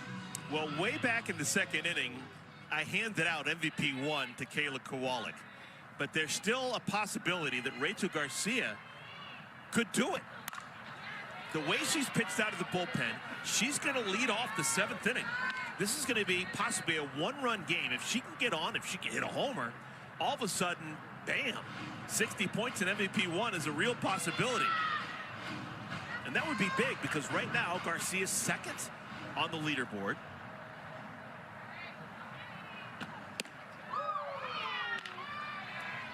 This leaderboard changes all the time. We've seen players move up and down, and right now you got Garcia on top of Kaylani Ricketts. Still 200 points behind Kayla Kowalik, but there's enough season remaining for someone to catch Kayla. Well, and how big was that home run by Coffey to get ahead of Coffel? I mean, those two names sound just alike, but Coffey putting herself into the top 4 spot ahead of Coffel because of that home run that kind of came out of nowhere and got her team within 1 run. Dynamics are very interesting tonight. Lorenz tries to shoot it down the left field line. We'll do it again. Ball and 2 strikes. Obviously, we didn't know that Rachel Garcia was going to get into the game, but one of the things we talked about was, she wasn't the captain, and so she wasn't able to call the shots. But if she is in the top 4, now going into next week, she's captain. Hey, if I'm her, I'm putting myself in all the time. And she's got the body and the mind to pitch 7 innings, 3 consecutive days.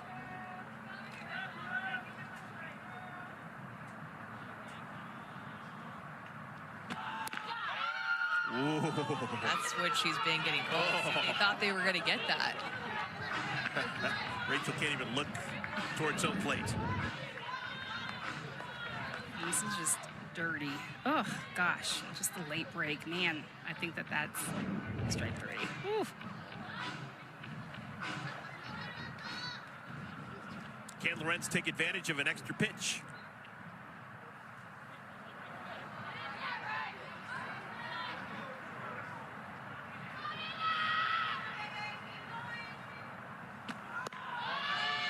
Three and 2. The only base runner allowed by Garcia was way back in the 3rd inning. Jesse Warren got her for a single. Since then, a whole bunch of nothing.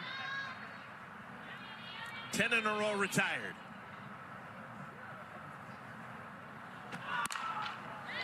Deep to center field, but plenty of room for Andrews. 11 in a row retired by Rachel Garcia. It's another inning win for Team Coffey. They're going to finish with 40 points in inning wins. To the 7th we go. 1-run game. Game and it's just shut Team Kowalik down. Look at all the variety of different pitches that you see here. Curveball, drop ball, backdoor curve, and then her ability to go up in the zone at 71 miles an hour is what separates her from every other pitch. 71, 72 up in the zone with her rise, that off-speed drop ball at 56, 57. I mean, she's just working on all cylinders tonight and has gotten her team a bunch of zeros on the board. And over the last, she's a little over 24 hours, game and 6 innings, Rachel Garcia has picked up 386 leaderboard points. And she's got a chance to add to that because she's going to bat leading off the 7th inning after a couple of choice words for the home plate umpire. So now she's trying to sweeten him up a little bit, knowing that she leads off after she was rolling her eyes about that bad call. I like the strategy here of Rachel Garcia working all parts of the game. Home plate umpire Heath Walker, good sport. Love to know what she said right there. Help me out a little bit. So I'm sorry about that one call about 3 minutes ago. Rachel 1 for 3, singled her last time up. That was against Sam Landry. Facing Elena Vaughter for the first time. Oh my goodness, the night continues for Kowalik.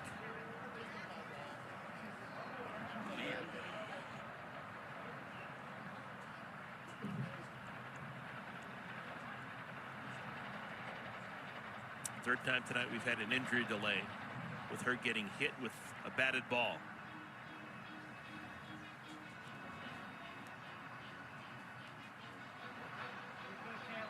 She's having a rough night. Oh, man. Why does anyone choose to be a catcher?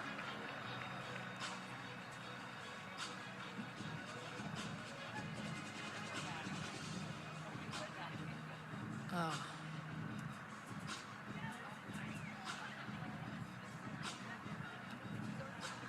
Yeah, she's just been a magnet tonight. The ball has been finding her, and I'm just loving how tough she is, just being a hero through it all. None of these have been grazes off of her, you know, like the hit by pitch that we saw that was like, was it a hit by pitch? Was it not a hit by pitch? I couldn't really tell. None of that has been like that for her. It was way back in the first inning when she fouled the ball off herself. Had to compose herself by 2 minutes and then hit a homer, which we're still buzzing about.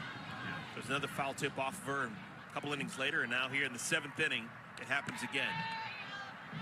Ball and 2 strikes, 1-run game. Team Coffee needs a run to tie. Into center field.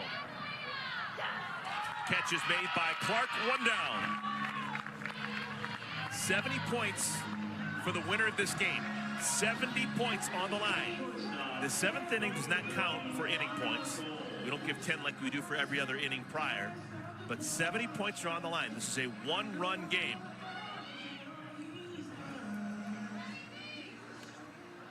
Anna Gold hasn't been retired today. She's walked, she's singled, and hit with a pitch.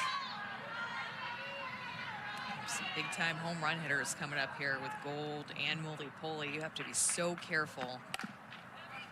Fair ball, backhanded beautifully by Warren, and the ball gets away from Wiz.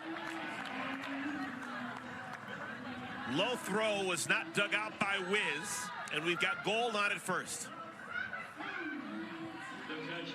Jesse did everything right except for the throw. Yeah, and just, I mean, we got to talk about her picking this ball, because this is a tough hop. That bounce skips towards her, and her to be able to have that glove work. But just the throw is pretty tough to handle on that. She double clutched almost. Well, and she probably wanted to bounce it, right? But it was that in-between hop that caught Wiz off guard. It wasn't a short hop, it wasn't a long hop, it was an in-between hop that's tricky. But she wanted to bounce that a little bit longer off of the turf. Mully-Pulley. Humpback liner caught by Leach. 2 down. It's big.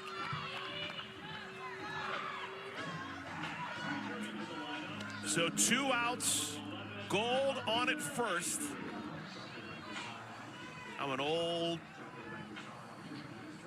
saying the same thing over and over again. Gold's got to go. You got to get her in scoring position. Otherwise, it's going to take multiple hits to score. Yeah, Leah Andrews. Yeah, but it's tough. You're down to your last out right now.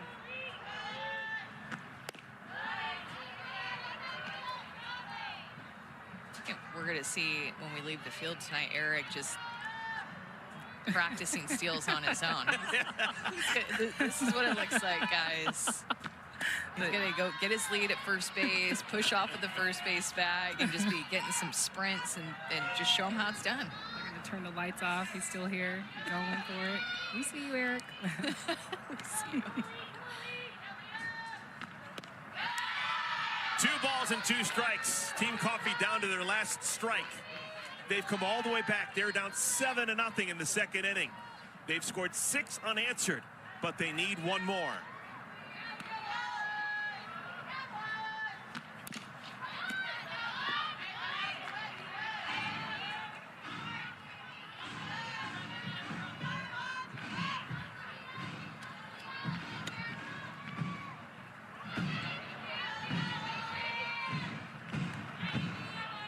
Bonner needs 1 more good pitch.